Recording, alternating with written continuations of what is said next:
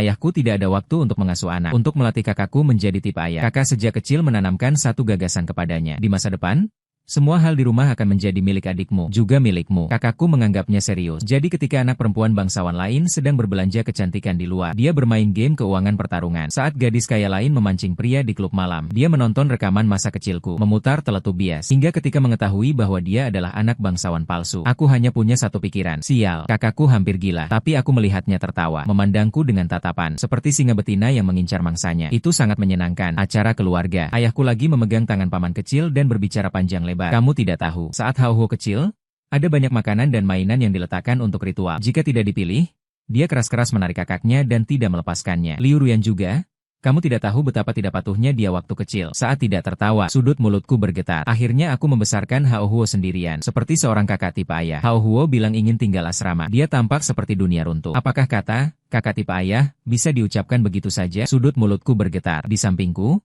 secangkir susu hangat disodorkan. Liu Ruyan duduk di sampingku dengan alami. Neneknya menempel pada saya. Lengan melingkarku sesekali. Apakah masih sakit setelah dipijat perutku dengan lembut? Sejak pertama kali aku minum alkohol dan perut berdarah, dia lebih peduli pada hal itu daripada aku. Pengobatan. Sekarang sebenarnya tidak terasa apa-apa. Sejumlah orang tua menatapku. Aku agak canggung ingin menghindari kakak. Liu Ruyan menjawab. Mata terangkat pelan. Sekarang sudah larut. Paman kecil dan bibi, pulanglah lebih awal. Melemparkan kata-kata tanpa ampun itu. Dia tidak peduli dengan ekspresi canggung orang lain.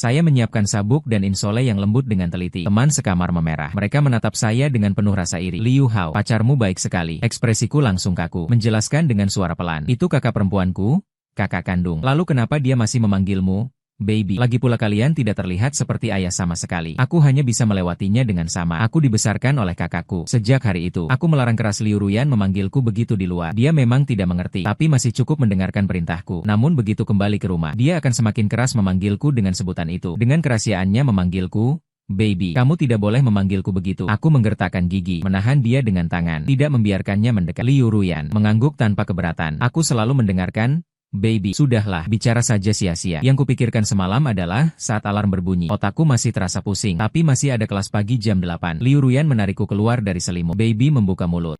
Aku menggosok gigi dengan setengah mengantuk. Dia lagi membantu mencuci wajahku dengan teliti. Di atas meja cukur ada pakaian yang dia pilih. Dia dengan terampil menoleh ke samping di depanku meminta salam pagi yang tenang. Aku juga setengah mengantuk memberikannya. Terima kasih, kakak, anak baik. Sudah pakai pakaian, beritahu kakak. Sudah hampir setengah jam sejak aku selesai berpakaian. Selama 20 menit itu aku berteriak tanpa suara. Membayangkan diriku tadi seperti lemah yang dipermainkan orang. Lalu teringat pernyataan kemerdekaanku semalam. Rasanya malu. Sampai selesai kuliah, pikiran masih berantakan. Aku hanya mengalihkan perhatian dengan menggesek ponsel, melihat sebuah postingan. Saat tanganku terhenti menunggu reaksinya datang, sudah mengkliknya. Bagaimana kalau adik tidak mau membiarkan aku makan sisa makanannya? Pagi ini aku membuat sarapan seperti biasa. Adik sangat suka makan, perutnya bulat dan gemuk. Sangat lucu. Setelah dia selesai makan, giliran aku. Aku sedang mau mengambil piringnya, tapi dia tidak mengizinkan. Kalau bukan karena aku menipunya, tidak membuat sebanyak itu, hari ini hampir tidak bisa makan. Hal seperti ini, akhir-akhir ini banyak terjadi. Apakah ada orang yang menggosipnya? Jam 8 pagi adalah waktu paling aktif bagi mahasiswa. Aku menyegarkan halaman. Seketika banyak komentar muncul. Apakah ini karakter Cina, Jimei? Lembah kakak adik yang kamu suka sudah diperbarui. Ini paket gosipnya? Ya, adik adalah orang normal. Pembuat postingan bukan manusia. Ini agak aneh. Ya, jujur saja, pacarku bahkan tidak bisa masuk. Berusaha makan sisa makananku. Hampir tidak bisa makan. SIS, apa yang kamu sesali? Apakah air liur adik punya kekuatan magis? Itu hanya menunjukkan pacarmu tidak cukup mencintaimu. Jadi sejak kecil aku mendidik adik. Keluarga adalah ikatan seumur hidupnya, bukan pasangan. Produk hormon yang singkat dan rapuh tidak bisa lebih banyak darimu. Aku juga tidak tahu. Tapi semua makanan yang dia makan sangat lezat. Kami tumbuh seperti ini sejak kecil. Sayangnya dia sekarang kuliah. Aku hanya bisa makan 1 kali sehari. Tidak bisa lagi mengalah. Warganet, kamu masih merasa dirugikan. Aku memiliki seorang kakak perempuan seperti ini yang melarikan diri semalaman. Kenapa pembuat postingan dia bilang tidak boleh tidur bersama? Tidak membiarkan aku mencium wajahnya. Aku melakukannya semua. Aku sangat patuh. Dia tidak bisa meninggalkanku. Netizen benar-benar tidak pernah cium, tidak percaya pada pembuat posting. Aku menepati kata-kataku. Selamat pagi yang tenang. Diubah menjadi dia mencium wajahku. Suasana sampai di sini masih cukup harmonis. Sampai komentar terbaru muncul. Fajar di siang hari. Sangat sederhana. Tentu saja ada anjing di luar. Bukankah harus menghindari konflik kepentingan? Kalimat ini jelas menyentuh titik sensitif pembuat posting. Dia membalas beruntun dengan beberapa bukti. Menyebarkan fitnah tanpa bukti. Internet bukan tempat di luar hukum. Uang semua mencintainya. Apapun yang dia mau, Aku bisa memenuhinya. Kenapa kamu menganggap bahwa serangga busuk di luar bisa dengan satu kalimat mencintainya, lalu menipu sang pangeran keluar dari kastil? Aku akan mewarisi semua milik keluarga. Adik laki-laki tentu tidak terkecuali. Namun Fajar Siang tetap tak kenal ampun. Intinya bukan hanya satu kalimat. Jika dia suka orang lain, kamu tidak punya cara apa-apa. Sampah. Hanya satu kalimat. Jika dia ingin kamu menunggunya di tempat tidur, atau kamu cari orang lain untuknya, lupa bahwa kamu hanya seorang kakak perempuan yang baik bagi adik laki-lakinya. Hal semacam ini hanya bisa dilakukan oleh pasangan. Pernah dengar sebuah kalimat, tidak ada anjing liar? Hal itu selalu lebih segar daripada anjing peliharaan. Jadi aku bukan tipe adik lemah seperti kamu. Semua pertama kali adalah milikku. Hanya yang pernah makan yang terbaik. Barulah dia tidak akan tertarik pada sayuran liar di luar. Kata itu terlalu kasar. Sahabat seperti bintang muncul samar-samar. Beberapa kali langsung diblokir total. Aku terkena serangan tiba-tiba. Bahkan saat menemani sahabat karib Baize berjalan di lapangan, aku terasa tidak fokus. Di tengah musim panas, dia memakai pakaian berkerah tinggi. Aku agak ragu. Apakah kamu tidak merasa panas? Baize dengan cemas menarik kerahnya ke atas. Untung saja mataku tajam melihat sekilas kondisi menyedihkan di lehernya. Tidak bisa lagi menutup-nutupi. Baize menghela napas. Baiklah, saudariku pulang kemarin setelah perjalanan dinas. Kenapa dia kembali begitu cepat? Bukankah dia bilang mau pergi setengah bulan? Setelah kata-katanya selesai, aku teringat betapa liar minggu ini. Pakaian ketat dengan celana berlubang. Berani pergi ke klub malam menari dekat dengan orang lain. Katanya dia juga menambah beberapa pelayan bar yang manis. Meskipun bodyguard yang mengikutinya tidak membuatnya dirugikan. Tapi kecemburuan Bai Ningbing sepertinya mendapat pelajaran keras. Sepertinya dia teringat sesuatu. Baize gemetar karena takut. Aku hampir berpikir aku akan mati di sana. Hao, aku memohon padamu. Maukah kamu tinggal bersamaku di luar hari ini? Jangan lagi menunda. Aku benar-benar tidak tahan lagi. Aku agak ragu. Tapi kakakku belum selesai bicara. Lalu dipotong. Baize menatap dengan tidak peduli. Takut apa? Kakakmu sangat lembut. Setiap hari memperlakukanmu seperti bayi kecil. Sampai ingin makan semua makananmu. Kalau aku bilang, aku juga tidak melakukan apa-apa. Itu beberapa pelayan bar sungguh menyedihkan. Mereka juga terampil. Jika kamu melakukannya, aku rasa Nyonya Liu bahkan tidak akan mengerutkan alis. Setelah memastikan pemeriksaan kesehatan lolos, langsung kirim kamu ke kamar. Saat dia mengucapkan itu, gadis di arponeku tetap lembut, menggoda seperti bayi. Kasihan orang lain. Ada cara lain. Kakak mengenal dokter yang sangat hebat. Saat dipotong, tidak akan kehilangan darah. Berapa banyak barang yang memang sudah turun harganya. Menukar dengan kemewahan pasti menguntungkan. Kan? Aku dan Baize menjadi akrab karena pertemuan orang tua di SMA. Di antara sekelompok orang paruh baya, saudariku dan kakaknya seperti bangau di antara ayam. Penampilan dingin dan cantik ditambah aura mewah. Terlihat sangat mencolok. Kami berdua secara alami mulai mengobrol bersama. Wah, kebetulan sekali. Kamu juga dibesarkan oleh kakak perempuan? Aku mengangguk, sedikit canggung. Pada hari perayaan Zuazho, ayahku menaruh botol susu ke tangan kakakku. Aku tidak bisa menahan godaan. Aku menangkap kakakku, lalu aku pun mengambil alihnya. Baize menggerakkan kakinya. Aku dibawa pulang oleh kakakku sendiri dari panti sosial. Dia selalu berteriak bahwa dia harus bertanggung jawab padaku seumur hidup. Aku merasa dia memperlakukan aku seperti anaknya. Dia melambaikan tangan padaku dengan senyum nakal. Aku curiga ketika aku menikah nanti, kakakku akan menangis sampai pingsan. Itu pasti akan sangat menyenangkan. Ada dua topik alami. Aku dan Baize. Kita saling melontarkan komentar. Tanpa sadar kami menjadi sahabat terbaik. Aku bilang kakakku memanggilku baby. Dia bilang itu normal. Kakaknya juga begitu. Aku bilang kakakku bersikeras memotong kukuku. Dia bilang itu normal. Kakaknya juga begitu. Aku bilang kakakku tidur di samping kakiku hanya untuk menghangatkan kakiku. Dia bilang itu normal. Kakaknya juga begitu. Sampai ujian masuk perguruan tinggi selesai, aku pergi ke rumahnya untuk bermain. Tapi aku menemukan dia duduk di pangkuan Bai Ningbing sambil dipaksa berciuman. Kakakku menempelkan telapak tangan hangatku dari belakang, menutupi pandanganku dengan nada dingin dan keras. Sayang, jangan lihat ada sesuatu yang kotor. Bai Ningbing tertawa sinis. Dia menahan Baize yang matanya melamun di pangkuannya. Juga sangat tidak senang. Pengisian barang hanya 10 menit. Baize mengucapkan beberapa kalimat. Kakakku pun mengacau dengan beberapa kalimat. Biasanya aku tidak pernah merasakan kakakku begitu ribut. Itu apa sih? Apakah sedang berebut perhatian? Aku berdiri terpaku sambil tertawa pada pemikiran absurdku sendiri. Bagaimana mungkin Liu Ruyan begitu kekanak-kanakan? Mengeluarkan ponsel untuk mengetik. Kakak sedang berteriak. Telingaku hampir meledak. Belum sempat terkirim. Tiba-tiba terdengar teriakan kaget Baize. Hao. Hati-hati, aku menoleh. Sebuah bola basket yang berat jatuh menimpa. Aku berbaring di ranjang ruang medis sekolah. Kepalaku agak pusing. Baize sedang beradu sengit dengan Chen Yao. Kau memang sengaja. Kami sengaja mengambil jalur luar. Selain itu, keranjang setinggi itu tidak berada di arah kami. Bagaimana?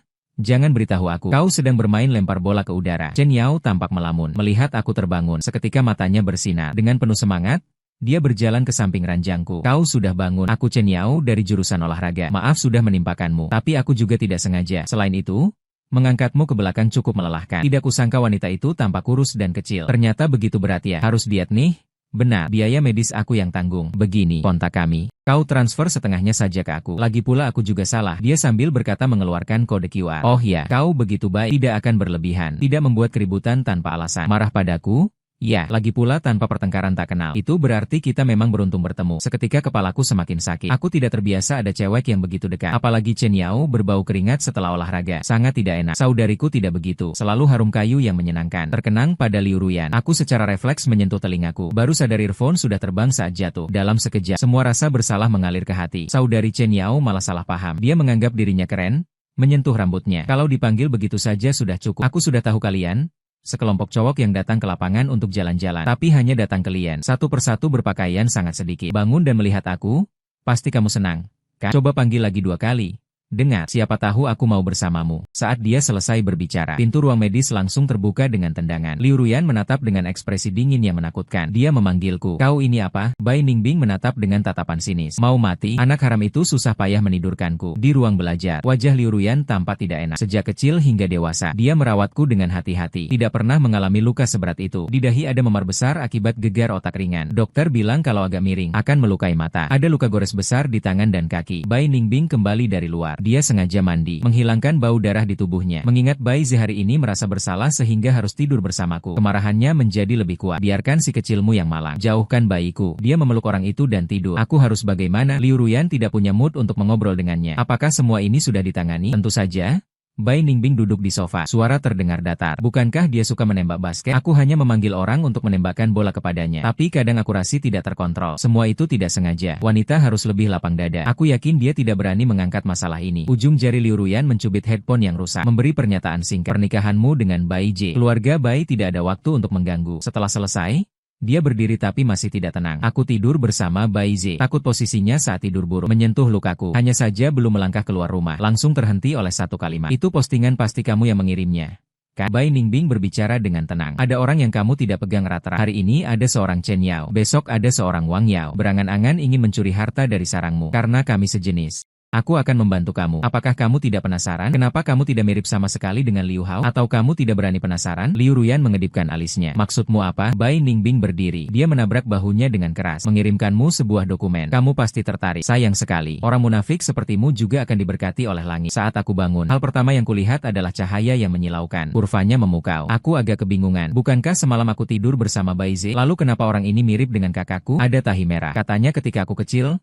pada masa mengunyah, sangat suka mengunyah kulit di sana. Saat ragu-ragu, aku mendengar suara yang familiar. Apakah masih sakit setelah bangun? Aku tidak tahu apakah ini halusinasi. Kalimat yang diucapkan Bai hari ini terasa sangat aneh. Membuatku tak sadar berpikir menyimpang. Secara tidak sadar aku ingin menyingkirkan pemikiran melenceng ini. Membuangkannya keluar dari kepalaku. Namun langsung terhenti oleh langkah pertama. Liu Ruyan mengerutkan alis. Bersikap baiklah. 2 hari ini jangan berkeliling sembarangan. Dia mengangkat tubuhnya. Memandangku dari atas ke bawah. Jubah sutra yang halus jatuh di pinggangnya. Garis-garisnya indah dan tidak berlebihan. Membuatku memerah. Aku pun mengalihkan pembicaraan. Bai Zi tentu saja tidur dengan kakaknya. Liu Ruyan menghela napas. Lihat, begitu dia punya wanita, dia melupakan teman-temannya. Kakak perempuan datang kemarin. Melihat bayi sendirian terbaring kesepian di atas tempat tidur. Sangat menyedihkan. Aku tidak terpengaruh. Kakak itu seharusnya tidak tidur bersamaku. Aku sudah dewasa. Kata-kata belum selesai diucapkan. Lalu aku ketakutan karena kesepian di matanya. Bai Zi bisa tidur bersama kakaknya. Namun Haoho tidak mau tidur bersamaku. Ternyata Haoho sudah dewasa. Tidak lagi seperti itu. Anak yang hanya bisa tidur dengan mencengkeram jari kakaknya. Sudah tidak lagi membutuhkan kakak. Aku tidak tahu mengapa setelah terbangun semuanya berubah. Sebenarnya sebelumnya kakakku memang melekat. Tapi masih ada batasnya. Setidaknya tidak seperti sekarang yang memakai gaun tidur berpotongan tali. Menyelinap ke tempat tidurku di tengah malam dengan penuh pesona. Setelah berjam-jam, hanya mengeluarkan satu kalimat. Kita berbeda dengan mereka. Kupikir dengan begitu dia akan berhenti. Ternyata dia terus menanyakan. Mendekat? Apa yang berbeda? Apakah karena ciuman selamat pagi mereka selalu di bibir? Menyakiti perasaan Haoho. Kakak juga bisa mencium Haoho. Otakku meletup kebingungan. Di rumah beristirahat dari luka. Beberapa hari terakhir kakakku hampir memperlakukan aku seperti boneka porselen. Meskipun dulu dia juga begitu. Tapi aku tetap saja menyadari ada yang tidak beres. Tatapan matanya terhadapku menjadi lebih agresif. Seperti singa betina yang mengeluarkan naga. Misalnya sekarang aku menyalakan TV di ruang tamu. Sambil multitasking mengobrol dengan Bai D. Dia memakai pakaian yoga yang ketat. Melakukan plank di atas karpet. Karena latihan membuat aliran darah meningkat selama 1 atau 2 menit. Sambil melakukannya, dia menatapku. Kelopak mataku terangkat. Entah kenapa aku agak tidak berani menatap. Di ponsel, Bai Zi sedang manja dan berguling. Sayang, tolong dulu simpankan sumber daya untukku. Kakakku si brengsek itu lagi mau memeriksa ponselku. Ketika dia menemukannya, dia lagi mau mengajariku. Ini adalah karya terbaik yang sudah aku kumpulkan selama bertahun-tahun. Sulit untuk menghapusnya. Aku terjebak oleh dia. Tidak ada pilihan. Dengan tidak berdaya, aku setuju. Bai Zi mengirimkan puluhan gigabyte materi belajar dalam hitungan detik. Aku melihat catatan, 18550, 3 kali tapi tidak terlalu mengerti. Mencoba memahami bab 18 memakan waktu 2 jam 50 menit. Apakah maksudnya mengulang untuk ketiga kalinya? Apakah Bai Ningbing begitu tegas? Materi belajar juga tidak dibolehkan Bai Ze simpan. Aku berseloroh dalam hati. Lebih baik kakakku. Lalu aku secara spontan membuka salah satu video. Seketika suara samar mengisi seluruh ruang tamu. Aku panik dan mematikannya. Telinga memerah. Tidak sengaja menekan yang salah. Pandangan Liu Ruyan terhenti sejenak. Tidak bilang percaya atau tidak. Dia mengangkat tepi bajunya. Mengusap keringat di leher dan bahu. Duduk santai di sampingku. Panas setelah olahraga membungkusku. Kebetulan kakak juga belum belajar setelah menonton video, Jiao sister. Kalau tidak nanti akan pakai kakak. Jika tidak bisa apa-apa, orang akan menertawakanmu. Setelah selesai, dia berdiri dan pergi ke kamar mandi untuk mandi. Namun aku menghentikannya dengan satu kalimat. Kakak tidak akan memiliki kakak ipar yang mengajar. Tidak perlu aku mengajar. Seharusnya bukan aku yang mengajar. Aku teringat percakapan terakhir kali. Mulai tahun depan orang tua akan mengatur perjodohan untuk Liu Ruyan. Kakakku cantik, kuat, dan menjaga diri dengan baik. Menjadi tipe ideal bagi banyak pria di lingkaran itu. Ayahku dengan senang hati menepuk kepalaku. Tidak lama lagi kami akan memiliki kakak ipar yang tampan. Ada orang lagi yang memanjakanmu. Apakah kamu senang? Hatiku yang seharusnya bahagia terus terasa menurun. Daguku terjepit. Liu Ruyan tertawa dengan marah. Siapa yang memberitahumu apa? Mataku agak perih. Karena keras kepala, tidak mau melihat kakaknya. Selalu mencari kakak ipar. Jangan berpikir. Liu Ruyan marah sampai tangannya gemetar. Sepertinya ingin mengatakan sesuatu. Mengambil napas dalam beberapa kali, lalu tenang kembali. Nanan masih belum waktunya. Dia menatap mataku. Coba pertahankan nada suara yang lembut. Sayang, mari kita tenang dulu. Jangan lagi mengucapkan hal seperti ini di masa depan. Kakak akan sedih. Sejak hari itu, aku mulai menghindari Liu Ruyan. Aku bermimpi aneh selama beberapa hari berturut-turut. Di dalam hatiku terasa tidak tenang, tapi tetap tidak tahan. Aku mencari Bai De untuk curhat. Kupikir dia akan sangat terkejut. Ternyata dia tetap tenang. Bahkan mulai berpikir serius. Ini agak sulit bagi kalian. Lagi pula ada hubungan darah dan hubungan orang tua yang baik. Tidak perlu memikirkan perasaan mereka sama sekali. Aku menggigit bibirku. Bukankah kamu merasa menjijikan kalau adik bermimpi tentang kakak? Bai Ze terlihat kebingungan. Bukankah itu normal saja? Kakakmu itu wanita dewasa yang luar biasa. Ribuan pemuda bermimpi tentangnya. Tapi dia mungkin lebih senang muncul bersih dalam mimpimu. Tapi dia adalah kakakku. Melihat emosiku, dia menjadi semakin murung. Bai Ze memegang tanganku. Karena panik, dia mengucapkannya begitu saja. Lagi pula dia bukan kakak kandungmu. Apa sebenarnya yang kamu takuti? Apa maksudnya? Aku terkejut. Bai Ze menepuk mulutnya dengan kesal. Kenapa dia begitu saja mengatakannya? Dia menatapku dengan rasa bersalah. Jadi saja, menyerah total. Hao, anggap saja kamu tidak tahu. Oke, aku juga baru mengetahuinya baru-baru ini. Kakakku ini tidak mau aku memberitahumu. Katanya ingin membuat Liu Jie si pengecut merasakan pahitnya cinta. Aku juga tidak tahu apa yang membuatnya canggung. Setelah jelas, ternyata, aku tidak sabar dan langsung memberitahukannya ke kakakmu. Aku selalu tahu kakakku dan Bai Ningbing adalah musuh bebuyutan Schrödinger. Bai Ningbing impulsif, sedangkan kakakku pendiam. Keduanya juga sangat memanjakan adik. Saat SMA, siapapun, adik mereka makan berapa banyak, selalu bisa memicu pertengkaran. Sampai setelah ujian masuk perguruan tinggi. Saudara kandung keluarga Bai saling mengonfirmasi perasaan mereka. Bai Ningbing seketika terasa seperti berada di tempat yang tak terkalahkan. Tidak peduli berapa banyak yang ditemukan kakakku. Bukti yang lebih baik tentang hubungan kakak adik kami. Semua itu akan dengan mudah dibantah oleh satu kalimat Bai Ningbing. Aku bisa tidak berselisih dengan adikku. Apakah kamu bisa? Oh tentu saja kamu tidak bisa. Lagi pula adikmu adalah anak kandung. Yang milikku bukan milik kakakku. Tertawa karena marah. Cinta sangat rapuh. Jika putus, akan saling menghindar sampai akhir hayat. Tidak seperti aku dan Hahao. Tidak peduli ada konflik apapun. Saat tahun baru, tetap harus pulang ke rumah yang sama. Bai Ningbing menembus pertahananmu. Siapa yang kamu kutuk untuk putus? Kamu yang berpura-pura ini memang begitu. Awalnya, hubungan Bai Ningbing dan Bai Ze terungkap. Mereka langsung dibersihkan tanpa ragu oleh orang tua keluarga Bai. Saat keluar, itu juga bantuan yang diberikan kakakku. Lapisan rantai terakhir jatuh ke tanah. Suasana hatiku menjadi jauh lebih rileks. Oh ya, kenapa kita janjian bertemu di sini? Ruang VIP tidak sepenuhnya kedap suara. Terdengar samar-samar musik dansa yang dinamis dari luar. Bai Ze mengedipkan mata dengan rasa tidak yakin. Kamu pikir, Hahao? Kenapa kamu hanya bisa bermimpi tentang kakakmu? Mungkinkah karena kamu terlalu sedikit berinteraksi dengan wanita? Kebetulan kamu juga suka tipe ini. Tepat pada masa hati bersemi di musim semi. Barulah dia terjebak dalam kesalahpahaman. Saat gambar habis, Belati muncul lalu menekan bel. Detik berikutnya, PR wanita dari Ishui masuk sambil mendorong pintu. Bai Ze menyipitkan mata dan mengamati sekeliling. Tiba-tiba matanya bersinar, menunjuk orang dengan senyum lembut di sudut ruangan untuk menemani Tuan Liu. Dia menerima semua orang yang tersisa dengan senyuman. Aku melihat dengan sedikit kekhawatiran. Aku melihat sekelompok wanita memanjakan Bai Ze seperti memanjakan anak kecil, memberi anggur, memijat bahu. Yang terpenting, menjadi support di tim 5 orang bersamanya. Aku menjadi tidak efektif. Ternyata itu tekniknya. Sangat lega. Aku menoleh tiba-tiba, dan Yan yang menundukkan pandangan menggoyang kepalaku saat menuangkan jus buah untukku. Jika hanya melihat alis dan mata, Memang ada kemiripan dengan Liu Ruyan. Namun Liu Ruyan memiliki aura dingin ketika tidak tersenyum. Namun dia memiliki senyum alami. Dia menuangkan segelas jus di depanku. Lukanya di tangan belum sembuh. Aku tidak akan menuangkan minuman untukmu. Sikapnya sama sekali tidak terkesan agresif. Seperti yang dikatakan oleh Baize. Aku terlalu terlindungi. Hampir tidak pernah menghabiskan waktu lama sendirian dengan wanita selain keluarga. Seketika terasa agak canggung. Tidak memesan minuman. Apakah itu tidak dihitung sebagai pencapaianmu saat bersama tim humas Baize?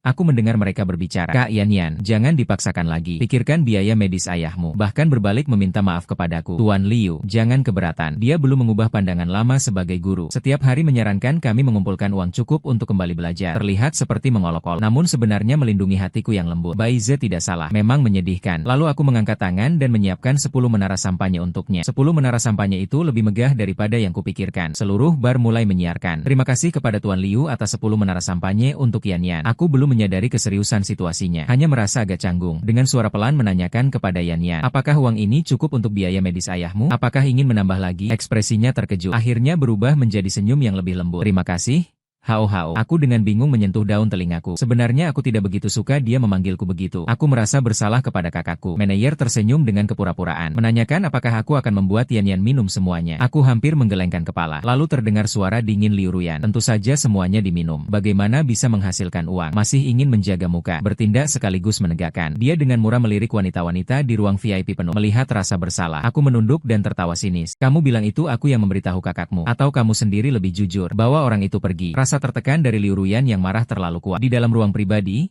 seketika hanya tersisa kami bertiga. Liu Ruyan duduk di sofa yang paling jauh dariku, menepuk-nepuk kakinya sendiri. Sayang, datang lihat. Aku takut suaranya menjadi lembut. Kakak tidak ingin marah padamu. Aku ragu sejenak. Akhirnya aku berjalan ke sana, tapi baru saja berdiri di depannya. Langsung ditarik pergelangan tangannya dan dipeluk. Ciuman Liu Ruyan sangat keras, dengan sedikit makna hukuman. Secara perlahan mengawasi wilayahnya. Saat selesai, aku sudah benar-benar lemah. Bibir Liu Ruyan berkilau dengan lapisan cahaya air yang menggoda. Secara alami mencium belakang telingaku. Anak baik. Rasa persik tanpa alkohol. Aku marah. Lalu dengan lembut mendorongnya sedikit. Ada orang lain. Kau brengsek. Hanya ingin membuatnya melihat Liu Ruyan. Tatapan matanya dingin. Memandang wanita di seberang. Orang seperti apa yang tidak seharusnya berhayal. Mobil terparkir di depan pintu villa. Aku tidak mengucapkan sepatah kata. Berencana turun. Lalu menyadari pintu mobil terkunci dari dalam. Aku tidak membiarkannya menurunkan aku. Liu Ruyan dengan nada putus asa. Sayang? Kamu harus marah pada kakak demi orang luar. Jelasnya kamu dulu yang salah, bukankah begitu? Apakah Hao tahu betapa sakit hati kakak saat melihat info kartu? Kenapa kamu tidak peduli? Kasih sayang padaku. Aku menutup mataku sebentar. Kamu hanya kakakku. Jadi meskipun aku benar-benar terlibat dengan seseorang, aku akan berpacaran dengan siapa di masa depan. Kamu tidak berhak mengatur. Tidak perlu berpura-pura bahwa aku mengkhianatimu. Kamu tidak sama dengan Bai Ningbing. Kamu tidak bisa mengatur aku seumur hidup. Jadi lebih baik sejak awal jangan mengatur aku. Kalimat terakhir hampir berteriak. Aku juga tidak ingin menyukai kakak perempuan. Ini membuatku merasa sangat memalukan karena kebingungan diriku dalam tulisannya. Juga karena diriku yang terjebak dalam mimpi. Saat mengetahui bahwa kami tidak memiliki hubungan darah, aku pertama kali senang. Tapi kemudian muncul kebingungan dan kepanikan. Kebingungan? Liu Ruyan jelas tahu dalam hatinya. Kenapa tidak mau memberitahuku? Panik. Tidak tahu harus bagaimana menghadapinya. Ayah dan ibu yang membesarkan aku seolah-olah anak kandung. Penglihatan menjadi semakin kabur. Mengurus kakak bisa mengurusmu seumur hidup. Liu Ruyan panik. Ingin menghapus air mataku. Tapi aku menghindarnya tanpa ampun. Aku berusaha menjaga nada suara tetap tenang. Kak, pernahkah kamu berpikir kamu sebenarnya tidak mencintaiku? Hanya karena jarang berinteraksi dengan lawan jenis. Terlalu sedikit. Salah mengira kasih sayang pada adik laki-laki sebagai cinta. Kami memang jarang berpisah, sudah terbiasa dengan satu sama lain. Tapi kesalahan bisa diperbaiki, seperti ciuman selamat malam. Aku lupa tadi malam. Bukankah kamu juga tidak menyebutnya lagi? Aku tidak melupakan apa-apa. Aku terkejut menatapnya. Liu Ruyan mengulang. Aku tidak melupakan bahwa dia adik laki-laki. Lupa padanya. Akhirnya menunjukkan sisi keras diriku. Jadi aku akan pergi menagih adik laki-laki sendiri. Lupa sekali. Aku akan menghukum 3 kali. Lagi pula aku kakak perempuan. Adik laki-lakiku selalu lebih muda dariku. Dia hanya tidak sengaja melupakan. Apa salahnya? Semua kesalahan ada pada diriku. Aku sangat sedih, tapi aku enggan mendidiknya. Jadi harus menagih sedikit bunga. Pegang tanganku yang gemetar. Aku seperti saat kecil. Saat menghadapi masalah, aku bersembunyi ke dalam pelukannya. Lagi pula kakak akan menopangku. Bukankah begitu? Liu Ruyan selalu pintar. Dengan mudah dia bisa merasakan apa dari reaksiku. Jangan takut.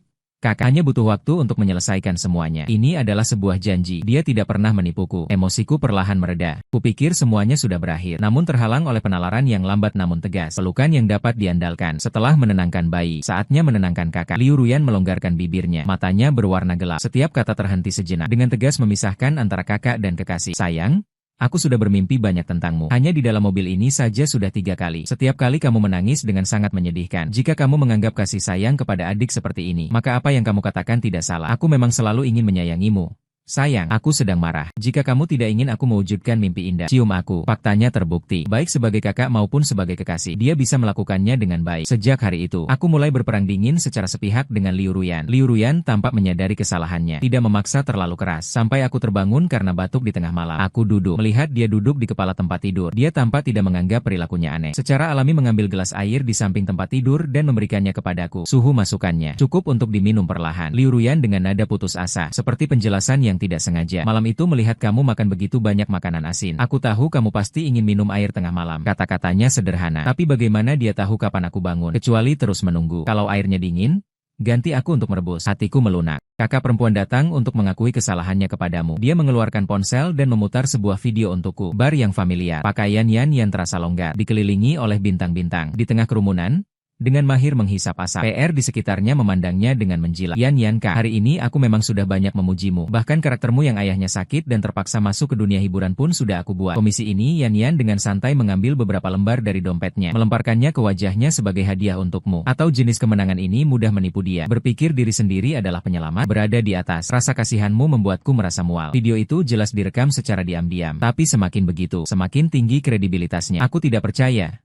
Menontonnya berulang-ulang. Akhirnya dengan frustrasi mengakui bahwa orang ini memang Yan. Suara Liu Ruyan sangat lembut. Sedikit napasnya terdengar di telinga. Meskipun kakak tahu orang ini tidak konsisten, dia orang yang buruk. Juga tidak seharusnya kehilangan akal. Tidak memberi bayi rasa hormat. Nada suaranya melankolis. Bayi sudah menjadi orang dewasa. Tidak lagi menjadi anak kecil yang hanya bisa tidur bila berbaring di pangkuan kakak. Aku terlalu berlebihan dalam melindungimu. Kakak meminta maaf kepadamu. Sebuah kalimat yang diucapkan dengan tulus. Bahkan suaranya bergetar pelan. Aku belum pernah melihat sisi Liu Ruyan yang begitu rapuh. Mengingat dorongan impulsif saat itu, hatiku penuh rasa bersalah. Maaf, apakah kakak masih sakit? Liu Ruyan menggelengkan kepala. Nada suaranya santai. Tidak apa-apa.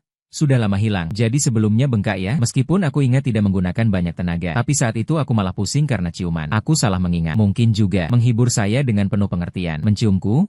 Aku tidak akan sedih lagi. Aku tidak mendapatkan ciuman selamat malam hari ini. Aku akan susah tidur lagi. Kali ini aku tidak menolak. Dia sangat sederhana. Mencium beberapa kali. Rasa kantuk mulai mengalir. Duduk di samping tempat tidurku. Seperti dulu, dia pelan-pelan menceritakan kisah sebelum tidur untukku. Aku tertidur lelap. Secara alami, aku tidak menyadari dia menunduk dan menghirup aroma di kepalaku dengan dalam. Lalu dengan perasaan senang, aku membuka ponsel dan menghubungi. Uang lebih banyak dianggap sebagai upahmu yang bijaksana. Tidur itu berlangsung lama. Saat aku bangun, baru kusadari. Pulang sendirian ke rumah lama. Dia meninggalkan catatan untukku. Aku akan segera menyelesaikan semuanya. Tunggu saja menjadi pengantin baru kakak. Aku tidak bisa menahan tawa. Karena kepolosan yang ada di antara kata-katanya. Hatiku tak bisa menahan sedikit harapan. Aku dan mabuk. Sebenarnya kami terpisah selama seminggu. Saat itu tanpa sadar memikirkan. Tapi hari ini aku melihat catatan yang menutupi seluruh ruangan. Di atas kulkas tertulis, siapa yang berani mencuri es krim di sini? Di samping tempat tidur tertulis, jangan pakai sepatu. Berjalan sembarangan di mana-mana akan dapat dipukul pantat. Di samping makan siang tertulis 3 pertanyaan harian. Apakah hari ini kamu merindukan kakak? Apakah hari ini kamu lebih mencintai kakak? Apakah hari ini kamu mencium kakak? Tiba-tiba aku mulai memikirkan dia. Sangat ingin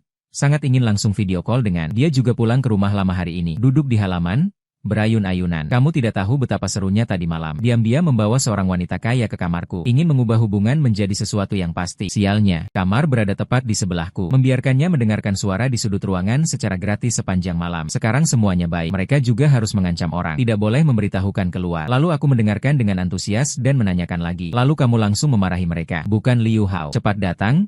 Ya, rumahmu sudah dicuri. Kecepatan bicara Bai J sangat cepat. Miji ya? Si perempuan buruk itu? Pulang dengan seorang pria. Ada juga anak kecil yang wajahnya persis sama dengan kakakmu. Saat aku sampai, langit sudah mulai gelap. Saat mengemudi, amarahku penuh. Aku membayangkannya 10.000 kali. Bagaimana harus memarahi Liu Ruyan. Tapi ketika sampai di depan pintu, aku malah menjadi pengecut. Bukankah bagus kalau kakak sudah punya suami? Semua kembali ke jalur yang benar. Betapa indahnya. Ayah dan ibu pasti akan senang. Sedangkan kesalahan antara aku dan dia, waktu akan melunturkan semuanya. Kebetulan pembimbing mengatakan ada 1 kuota studi ke luar negeri. Aku mundur langkah demi langkah. Berbalik, aku hendak kembali ke mobil, namun dipanggil Zhang Yi dengan nada terkejut. Tuan muda, kamu kembali. Aku akan segera memberitahu tuan. Suasana di dalam ruangan tidak semeriah yang kupikirkan. Ayahku melihatku, langsung menghapus air mata di sudut matanya. Berpura-pura tersenyum. Hau kembali. Ibuku juga menjatuhkan dokumen di tangannya. Tatapan matanya pada aku penuh kerumitan dan sakit. Sesaat itu aku curiga bahwa urusan antara aku dan Liu Ruyan terbongkar. Menahan dorongan untuk melihat lukanya. Memaksakan senyum tipis. Terletak di tengah ruang tamu. Pada pria yang tenang menghibur anak. Ini adalah suami kakak. 2 kata itu belum terucap. Dia yang duluan berbicara. Kecil? Datang. Ayah menguji. Apa nama suami bibi kamu? Gadis kecil berbicara dengan suara rapuh. Paman?